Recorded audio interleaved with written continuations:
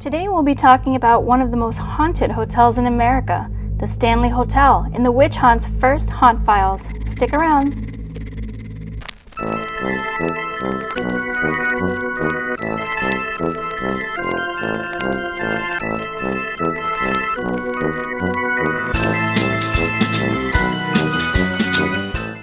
I'm Gaby Triana, author of the Haunted Florida series, Wake the Hollow, and co-author of Paradise Island, a Sam and Colby story.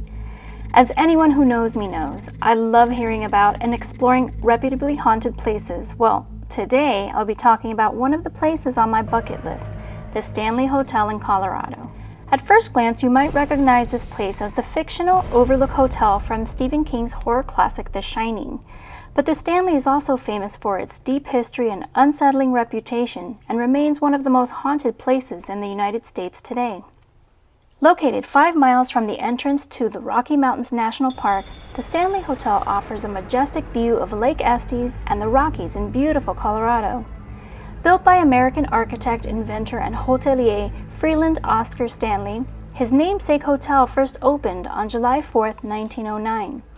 It was used as a resort for the mostly upper-class Easterners, as well as a hospital for patients with pulmonary tuberculosis. Freeland Stanley had tuberculosis himself, and he'd been told that one of the most highly recommended treatments for the disease was fresh, dry air and lots of sunlight. Stanley moved there, and his condition improved drastically. By 1907, Stanley had completely recovered, and he vowed to turn Estes Park into a resort town. When construction began, the hotel was to be a grand edifice with 48 rooms designed to intrigue the moderately wealthy citizens of Colorado. The idea for Stephen King's novel The Shining was inspired right within the walls of the Stanley Hotel. In the winter of 1974, on the eve before they were closing for the winter, the master of horror and his wife, Tabitha, stayed at the Stanley for just one night.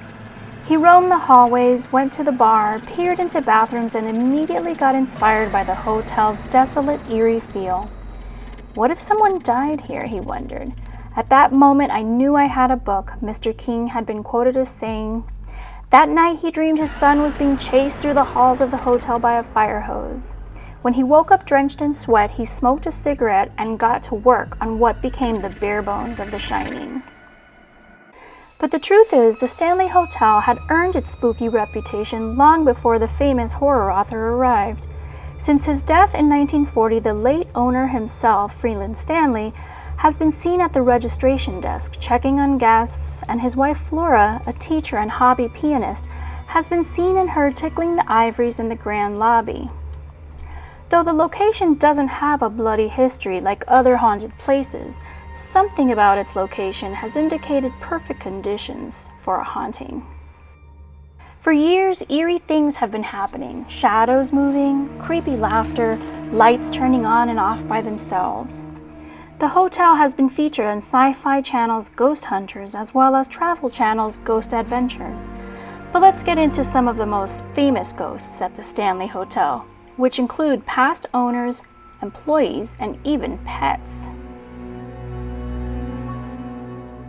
First, we have housekeeper Elizabeth Wilson, a victim of the 1911 gas explosion. The force of the explosion sent Wilson flying all the way to the dining hall where she broke both her ankles.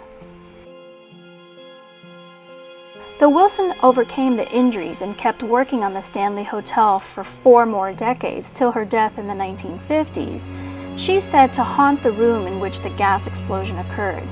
Which room? You guessed it. Room 217. She makes her presence known by folding random guests' clothes when they're not looking. She's also been known to crawl into bed with unmarried guests to force them apart. Actor Jim Carrey once stayed in this room during the filming of Dumb and Dumber and ran half naked from the room in the middle of the night. You could say Elizabeth's ghost is having a blast in the afterlife. Also spooky is the staircase between floors in the hotel's lobby. This area has been called the Vortex, a whirlwind of spiritual energy, a paranormal portal for all the ghosts of the hotel. Guests have reported cold spots, feelings of dizziness, or the sensation of someone walking right through them. orbs, weird distortions on camera. Even the Stanleys themselves have been seen overlooking guest activity in the lobby from the grand staircase. Other ghosts of the hotel include the spirit of an employee named Paul, who's been heard telling people to get out late at night. A construction worker fixing some floors of the concert hall once felt someone nudge him several times until he left. Apparently, Paul likes to flash the lights on and off for tour groups as well.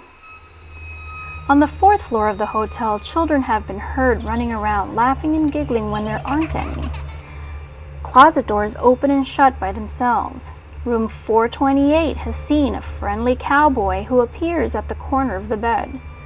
Locals believe this is the ghost of Rocky Mountain Jim Nuñez, who likes to flirt with the female guests of the hotel.